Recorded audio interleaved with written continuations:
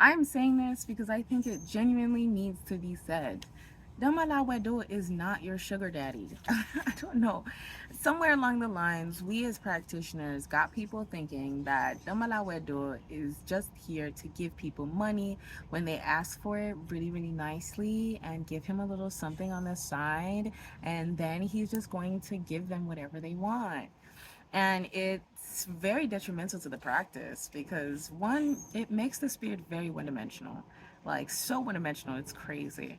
Second of all, I don't know how this wealth and success ideology, like I kind of know, I know how it started, but also I don't know how it got to the point where they've just, we as a community have just like forgotten all the other things that he could possibly be useful for when it comes to your spiritual connection, when it comes to your spiritual ability, when it comes to healing.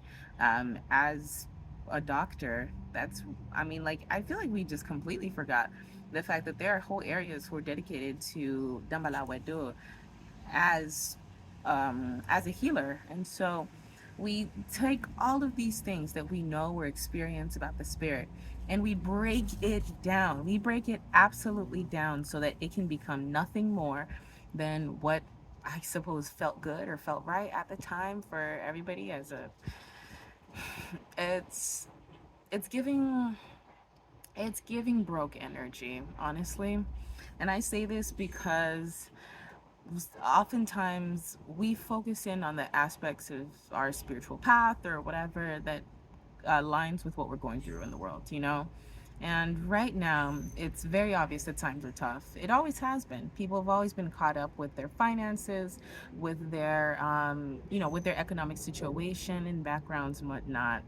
And so it definitely makes sense that after a few instances of Dumballa Wedo maybe coming through for somebody financially and somewhere or another, it's been popularized that that is what he's good for.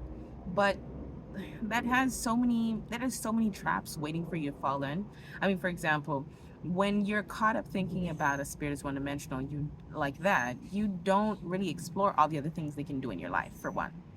For two, you also get caught up in what other people are telling you. And so Dumbala Wedo might not even walk very closely with you.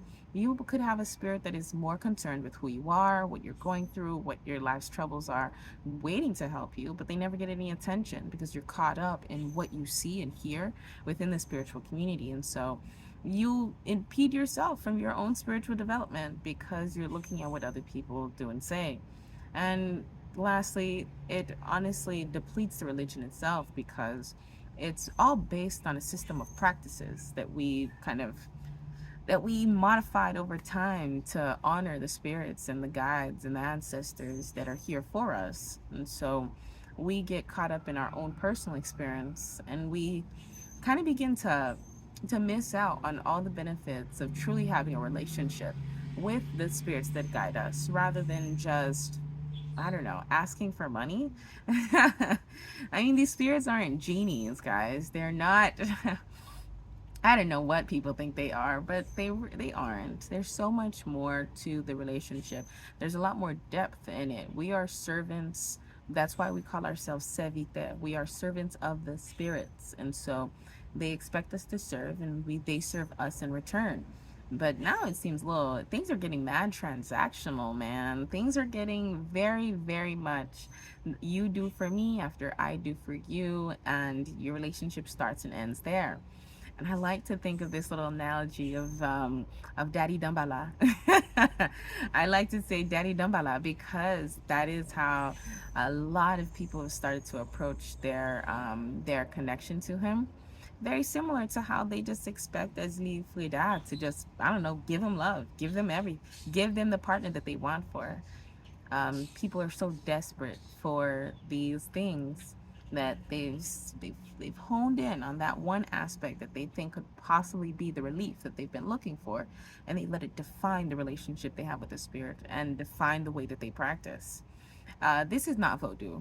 This is desperation. This is neediness. This is a lot of things, but it's not voodoo. And I would really like to see the spiritual community get a little bit more focused on the spiritual aspect of their practice.